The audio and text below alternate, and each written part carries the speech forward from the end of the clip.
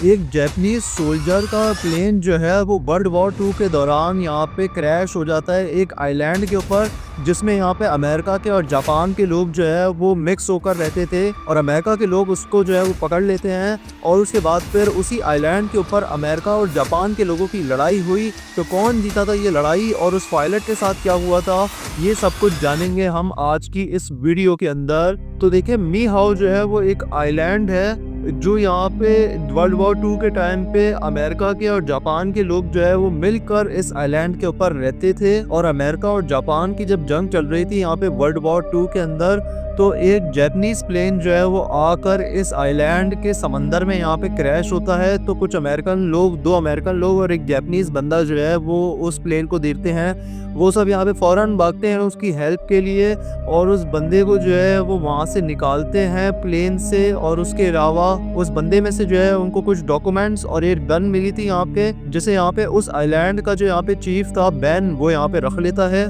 और उन डॉक्यूमेंट्स को भी वो अमेरिकन लोग जो है वो रख लेते हैं। वो डॉक्यूमेंट्स जैपनीज में थे।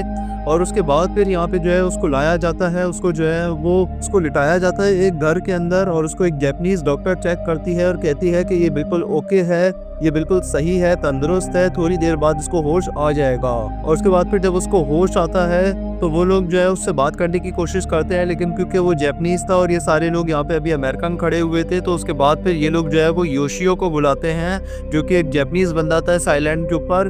तो योशियो और मात्सु जो है वो आते हैं। योशियो उससे बात करता है, पूछता है कि तुम कहाँ से आए हो। तो वो बंदा बताता है कि हमारी जो है वो अमेरिका के साथ जंग हो रही थी, अमेरिका ने मेरे प्लेन को क्रैश कर दिया, जिसकी वजह से मैं यहाँ पे आके गिर गया हूँ। तो योशियो से फिर जब ये इंग्लिश पीपल पूछते हैं, यूएस के लोग पूछते हैं, तो योशियो जो है वो उनको ये बात नहीं बताता कि यूएस और जापान की जंग हो रही है, बल्कि वो उनसे कहता है कि ये जो है वो ऐसे ही आसमान से जा रहा था और ये यहाँ पे क्रैश हो गया। झूठ बोलता है उनसे। और उसके बाद फिर मात्सु जो है वो बाद में योशियो से पूछता है कि तुमने झूठ क्यों बोला। तो योशियो जो है वो उससे कहता है कि मैंने झूठ इसलिए बोला ताकि जो है ना ये लोग अगर ये सुनेंगे कि यूएस और जापान की आपस में जंग हो रही है तो कहीं ये लोग हमें भी मार ही ना दें। और एक दिन यहाँ पे जो बैन था, वो जो इस आइलैंड का यहाँ पे चीफ था, वो यहाँ पे जो है इन सारे लोगों को इकट्ठा करता है और इन सबसे कहता है कि हमारा एक बंदा कुछ ज़रूरी सामान लेने के लिए जो है वो इस आइलैंड से गया था और वो अभी तक वापस आया नहीं है।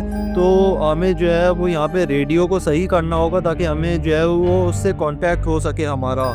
तो उसके बाद फिर जो है ना वो यहाँ पे हाकू को और योशियो को ये जिम्मेदारी देता है कि तुम दोनों जो है वो जाकर जो है वो रेडियो को ढूंढो जो ख़राब पड़ा हुआ है। योशियो उसे ढूंढ लेता है, लेकिन जो है वो कमरे में उसी जगह पे छुपा देता है। और उसके बाद फिर हाकू उसे ढूंढ लेता है और मात्सु के पास ले आता है। मात्सु जो है वो यहाँ पे उस रेडियो को रिपेयर कर देता है। और उसके बाद फिर जो है ना ये लोग जब रेडियो सुनते हैं तो वो रेडियो इंग्लिश में था, तो वो इंग्लिश में इनको बताता है कि यूएस और जापान की जंग चल रही है।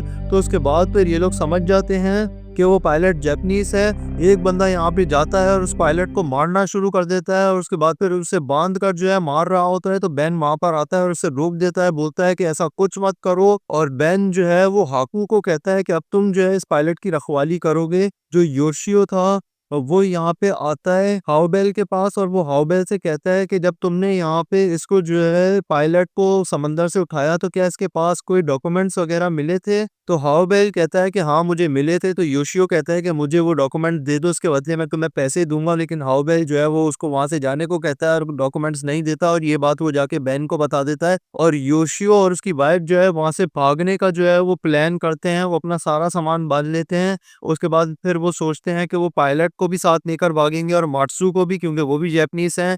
तो योशियो और उसकी वाइफ जो है वो खाना देने के बहाने आते हैं। हाकू को बोलते हैं कि हमने उस पायलट को खाना देना है। हाकू उन्हें इजाज़त दे देता है और उसके बाद फिर वो लोग अंदर जाके पायलट को अपना प्लान बताते हैं। और फिर पायलट जो है वो हाकू को अंदर बुलाता है और उसको वहीं पर ही मार देता है। और उसके बाद फिर पायलट ये कहता है इनसे कि मैं अपने डॉक्यूमेंट्स लिए बिना नहीं जाऊँगा। तो डॉक्यूमेंट्स लेने के लिए जो है ना ये लोग फिर ढूंढ रहे होते हैं, घर की तलाशी ले रहे होते हैं। तो वहाँ पे जो है वो हाउबेल इनको देख लेता है। हाउबेल जो है वो वहाँ से जाता है और अपनी शॉटगन उठा के लोड करता है और जो पायलट था उसको भी अपनी गन वहाँ पे मिल जाती है घर के अंदर। तो उसके बाद फिर जो है हाउबेल पायलट को शूट करता है। जब पायलट बाहर निकलता है, पायलट इंजर्ड हुआ था लेकिन पायलट जो है वो यहाँ पे गिर जाता है। तो हाउबेल जो है वो वहाँ से भाग जाता है, नाव के ऊपर वो समंदर के जरिए भाग जाता है। और पायलट जो है उसकी शॉटगन भी उठा लेता है यहाँ पे।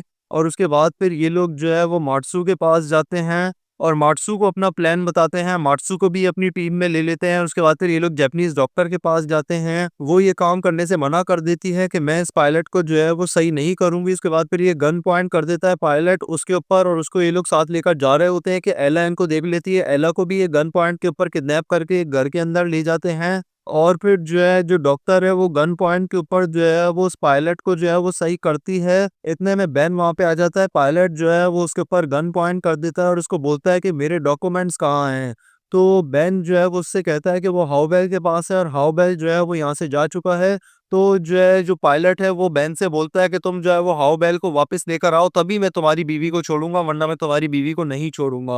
और उसके बाद फिर जो बेन है वो वहाँ से चला जाता है और फिर जो पायलट है वो यहाँ पे एला के बाल पकड़ता है और बोलता है कि ये सारा कुछ तुम्हारे हस्बैंड की वजह से हुआ है। मात्सु बीच में आता है कि यार इस औरत को कुछ मत करो तो पायलट जो है वो उसको भी इंजर्ड कर देता है और आवाज सुनकर बेन जो है वो अंदर आके यहाँ पे पायलट के ऊपर अटैक कर देता है। पायलट की और बेन की यहाँ पे फाइट होती है।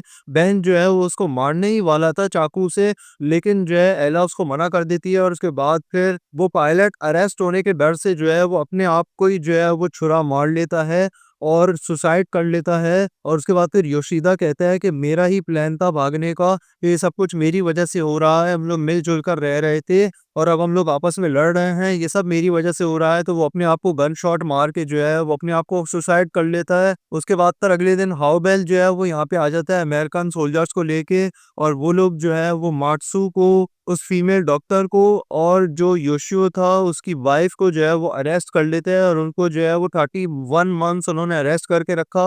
1945 में जब वॉर खत्म हो गई तो उसके बाद फिर उनको जो है वो रिलीज कर दिया गया था। और इस इंसिडेंट को जो है नियाहाओ आइलैंड इंसिडेंट जो है वो कहा जाता है। और कुछ बैंक रॉबर्स ने यहाँ पे एक टनल के जरिए जो है वो किस तरीके से बैंक की रॉबरी की, वो भी पुलिस के होते हुए किस तरह वो बच के निकल गए, उसकी कहानी अगर आप देखना चाहते हैं तो यहाँ पे क्लिक करके आप देख सकते हैं। और अमेरिकन सोल्जर्स ने जो है वो समंदर के अंदर जो है वो किस तरीके से 47 डेज सरवाइव किया जबकि उनका एक साथी जो है वो भूख प्यास की वजह से मर गया। तो वो अगर आप देखना चाहते हैं तो यहाँ पे क्लिक करके आप देख सकते हैं। यहाँ पे क्लिक करके सब्सक्राइब करें। अगर आप कहानियां सुनना चाहते हैं तो चैनल को सब्सक्राइब करें। मैं मिलूंगा अपनी अगली वीडियो में, तब तक के लिए गुड बाय।